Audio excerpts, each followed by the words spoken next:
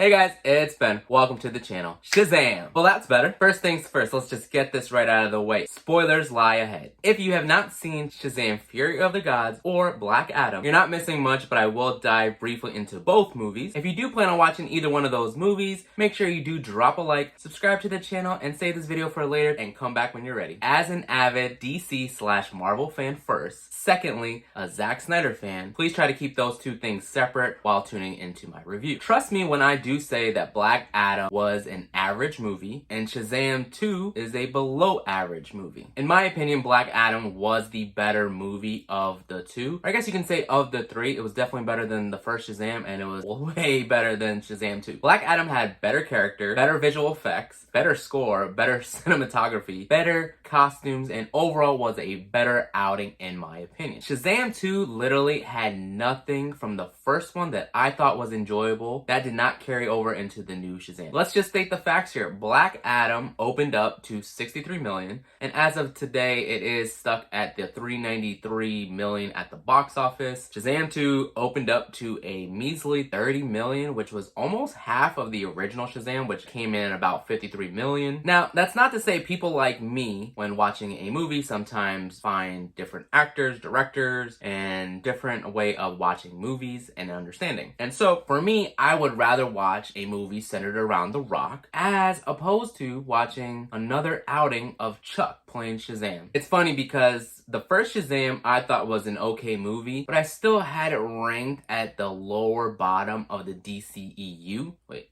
Are we saying DCEU still? Shazam 2 isn't even mid. It's literally bottom tier. It is a bad movie overall. Shazam 2 is on par with The Suicide Squad, Morbius, and Venom 2. Now, those three movies are probably three of the worst comic book movies I have ever seen in my lifetime. Now, there are three other movies that are on that same list for just me, but I do not have the time or negative spirit to get into those three other films right now. There are some DC fans that really did enjoy The Suicide Squad, which was James Gunn's first movie in the DC universe now, as well as his ill-advised Peacemaker show, which honestly, I don't think they're really great. Strictly speaking, I am not a fan of James Gunn. That being said, yes, people can change for better or worse, and in this case, Shazam 2 was worse. That's not to take away from Black Adam and all its flaws, mainly that one John Wayne Desperado scene that came out of left field with some weird music going on. That was probably one of the worst scenes in that movie. However, Black Adam still had some really good over-the-top action sequences, and Hawkman was stunning in every scene that he was in, and I think he just killed that role as Carter Hall. Shazam 2 had, honestly, three overall scenes that stood out to me in the entire 2 hours of that trash fest. And so the first scene is a little bit of a out there scene. So one of the Shazam family characters, his name is Pedro. I guess he's Super Pedro in Shazam 2, or when he says Shazam, he's Super Pedro. Anyway, Pedro finds this other door in their lair, which is kind of like a library, and it kind of reminds me, honestly, of Hogwarts in the restricted area of the library. I thought that was a really cool scene. It was out there, you had little flying books and whatnot, and I'm really deep in Hogwarts Legacy right now, so that was really cool to actually just see that. Secondly, what I thought was really cool was that they did a brief callback cameo to the kid that played Captain Marvel, aka the new Shazam now. Back in the 70s, 80s, sometime around there was a show called Shazam as well, but in the show he was played by this one kid that when he said Shazam, he turned into Captain Marvel, so that was back in the time of Captain Marvel. Having that little cool cameo out there, I'm pretty sure no one actually got who that was, but he mentioned a little bit of a joke because they go back and forth about not really saying who Shazam's real name is. They do mention him as Thundercrack or Thunderstrike, Captain I Have Everybody's Powers, Captain Everybody's Powers Jr., stuff like that. But this guy came out and said, oh, like Captain Marvel, and they kind of just went away from that, but you can tell because he had his red shirt and he had his yellow looking like wrist gauntlets on here, part of his sleeves. But it was really cool to see that they got him to come back and do a brief cameo, even though it wasn't very big or all-inspiring. It's very similar to what they did with Linda Carter in the 1984 Wonder Woman movie. The third cool, surprising, not surprising scene, honestly, was getting the confirmation that Gal's Wonder Woman came back into the DC universe. Not entirely sure because they've gone back and forth about saying who's in it, who's not in it, what they're doing, what they're not doing. So that was pretty cool, even though it was kind of linked again, very similar to the Black Adam Superman scene. However, the Black Adam Superman scene was an end credit. Wonder Woman in this film actually did have a legit scene in the movie, so it kind of played towards the movie a little bit, but it's still a cameo nonetheless. I will also like to give an honorable mention to Freddie Freeman. He is still the funniest character in the Shazam family. He didn't miss a beat in this movie. He was definitely the best part of the first movie, and it still stays the same as this one. He is an honorable mention of my 4 good scenes. What do all 4 of those things have in common? It has nothing to do with Billy Batson, Shazam, or Zachary Levi. That's right. Shazam was the worst part of Shazam 2. Now, we can go back and forth how Shazam is supposed to have the wisdom of Solomon, because it's literally in the S of his name. It's in the acronym. They kind of talk about it, but not really. They just mention that he is lacking the wisdom of, from what Billy calls him, as Solomon. But then, it's Mary who says, no, it's Solomon. So they kind of play it as that, but they don't really talk about why he's immature or lacks wisdom or any type of maturity when he transforms into Shazam from Billy Batson. I know he's still just a kid. However, Asher Angel, when he plays Billy Batson, is sometimes more mature than when Zachary Levi plays him in adult form.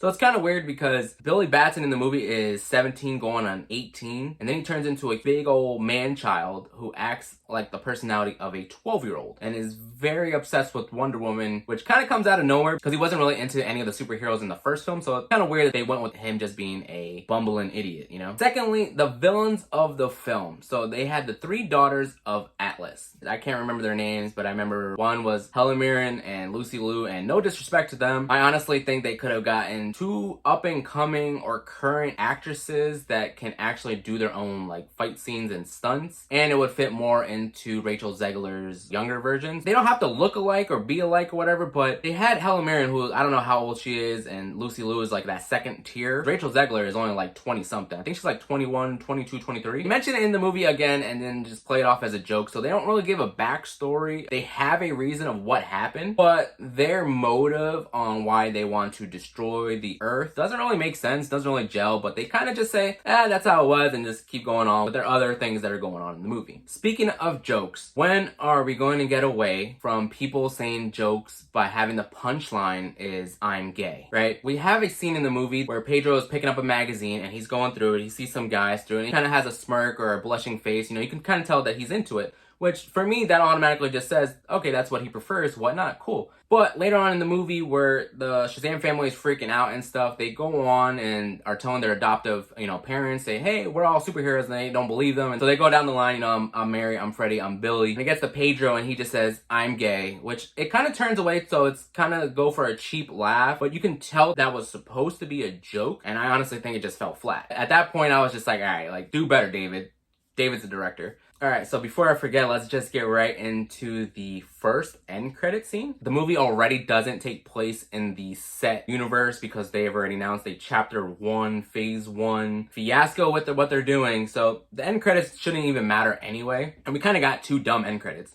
So the first end credit was these 2 knuckleheads from the Suicide Squad movie. I honestly cannot remember their names because they're very unimportant to me. Just this one chubby guy with glasses, and the other one is the wife of James Gunn. That's the only way I can honestly describe her. She was in Black Adam 2, which I honestly think was a major takeaway from that film. That was a bad scene when they integrated her into that one scene in Black Adam. I honestly didn't even like their characters in the Suicide Squad, so seeing them come back, on the Peacemaker show and, Black Adam and Shazam now, I don't understand where they're going with this, especially if they said it's been rebooted, everything's going to be rebooted, but James Gunn is just going back in circles. They come out to recruit Shazam into joining the JSA. Now, the JSA is the Justice Society of America, which was in Black Adam. Billy obviously was just yeah, I'm in, without realizing that it's a different team of heroes. And so he just makes a dumb joke saying that why is there 2 teams, yada, yada, yada. But anyway, he goes on and just looks up, Google searching some other team names, and he name drops the Authority, which obviously that was for James Gunn because he is doing something about with that team within his new,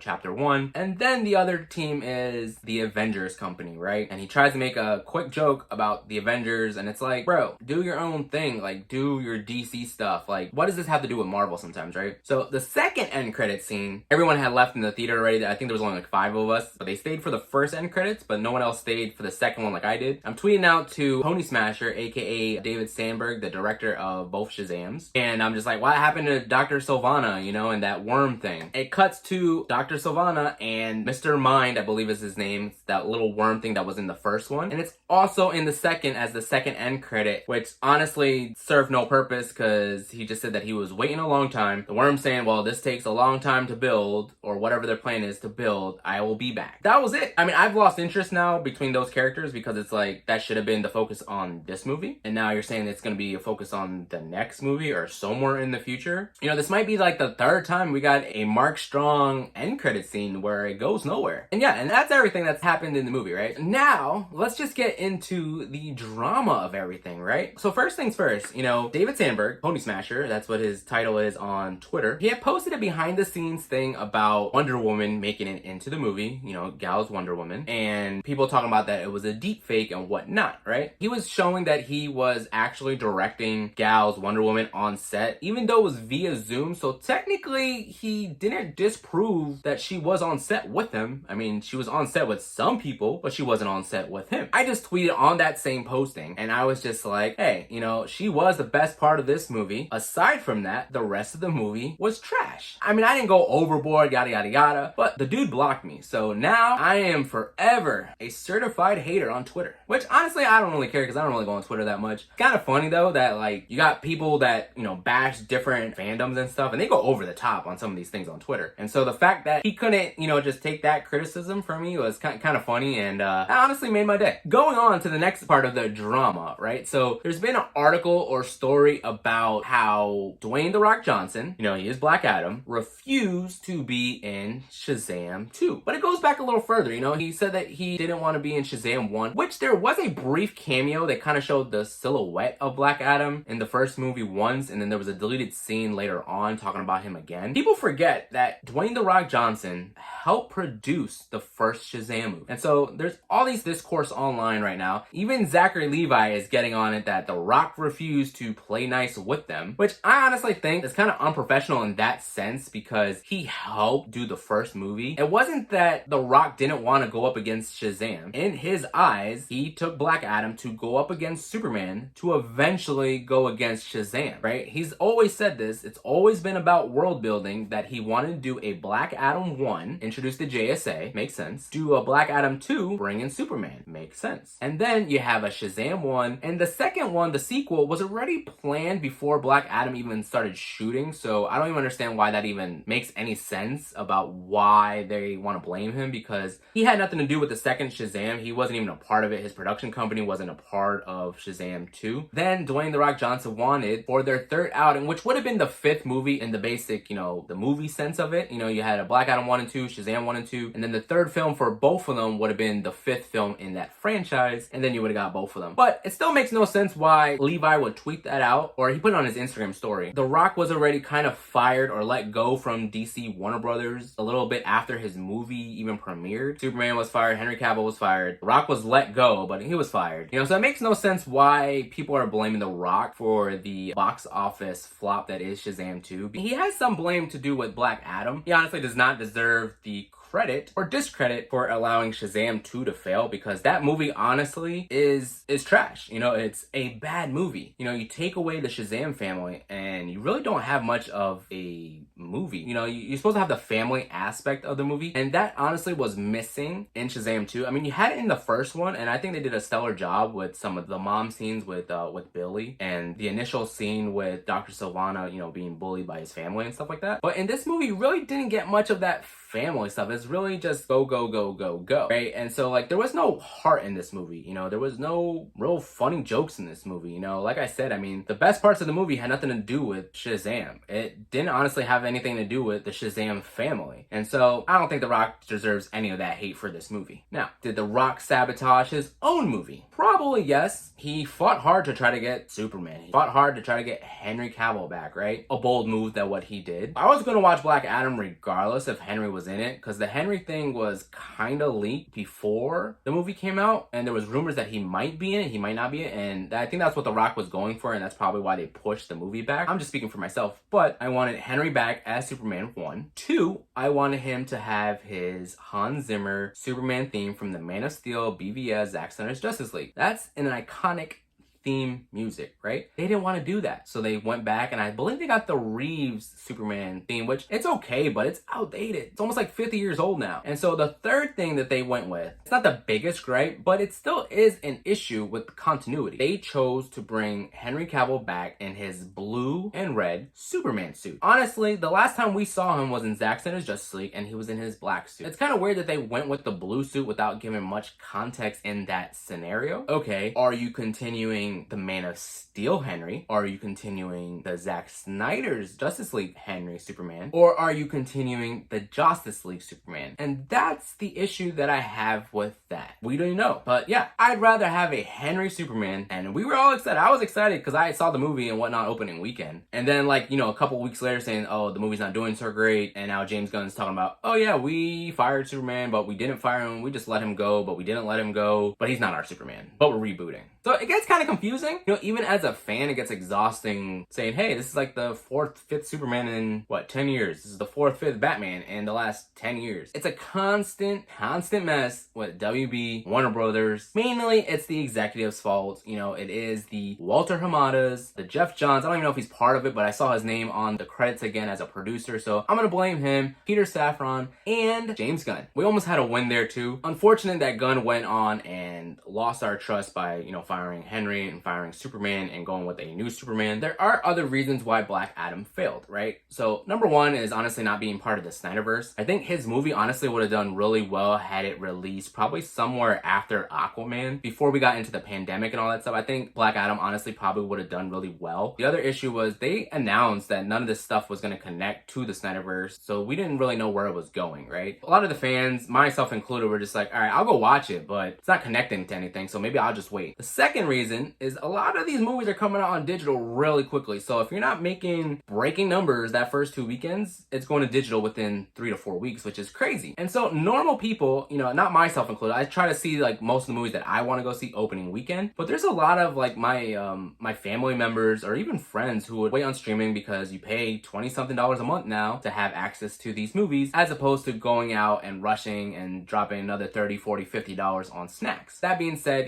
we had the Spider-Mans, we had the Multiverse of Madness, and Thor do really well, because they have an interconnected story, right? And then the fourth thing that probably really did Black Adam in was changing the release date. The fact that they had it come out in July of last year. In the summer, there wasn't many big summer blockbusters, right? But they decided to swap that movie from its July release in October with the Super Pets release. I was just scratching my head right when I heard that. I was like, wow, okay, so they're just setting this up for failure because 1, the summer had really no competition. 2, you swapped with Super Pets, that was a terrible movie in the summer, so that just bombed in the summer. 3, you released it during a Halloween weekend, which honestly, no one in their right mind, unless they really do not like Halloween, is gonna go watch a superhero movie during Halloween. Usually you go watch your horror, your slasher films and whatnot. And then the last reason why it failed, because it moved to the October release, that was 2 weeks before one of the greatest Marvel movies and Black Panther Wakanda Forever released. So you had Black Adam come out, and then the Superman,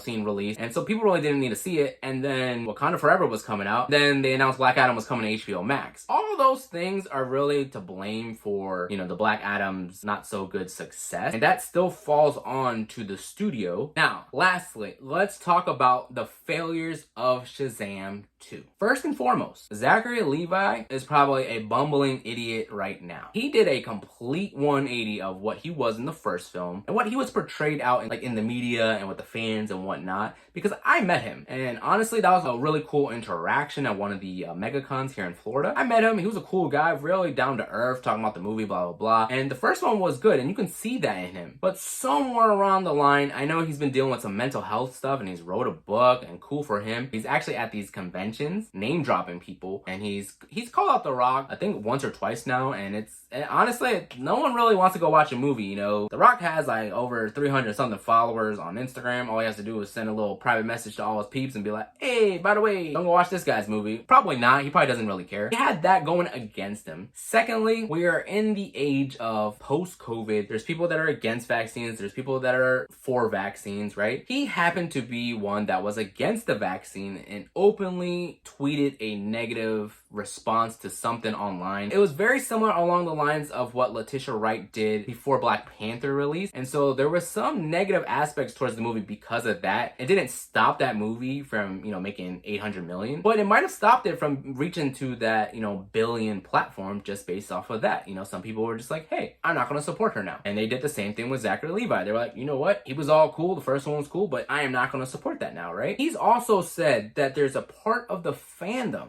that it doesn't reach. But it could be maybe because he thinks he's the Deadpool of the DC universe. He's gone on and said this. Like, you can Google search it. I'll put it right here somewhere. That he literally thinks he is the DC version of Deadpool. Lastly, the one thing I do want to harp in on is the fact that he called out the Snyder fans. And so you can go back and forth about the Snyder fans are a cult. You can go back and say they are a minority group of fans, right? But now all of a sudden you're saying that they are responsible for people not watching your movie. Now, the one thing you don't want to do is really irk the fans, you know.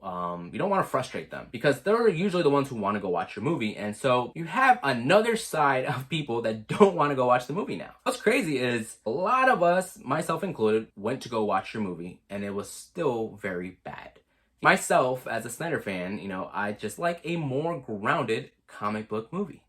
That's it. The third thing that I think derailed Shazam 2 is the release date again. Swap Shazam release date to March, which is fine. You know, they probably thought, hey, it's March, not too big of a deal, right? Wrong. You had 4 different franchises come out with like sequels, right? So you had Creed 3, which was phenomenal. It came out in the beginning of the month, and we're still in March, by the way. The following week, Scream came out, Scream 6, which is the 6th movie in that franchise. And then you have Shazam coming out, which people already talking about it's pretty bad, word of mouth, right? And then next week, you got John Wick, which is the 4th movie. So in what right mind does Warner Brothers, DC, even James Gunn, because he's to blame as well, would release this movie still with all those movies come out? Like, in what world did you guys think that the first one was so good that the second one is gonna be 3 well-established franchises, right? It is what it is. All in all, don't blame The Rock for DC's mishaps. That all falls on the shoulders of Walter Hamada, Jeff Johns, Peter Safran, and now James Gunn. And I'll leave you with that.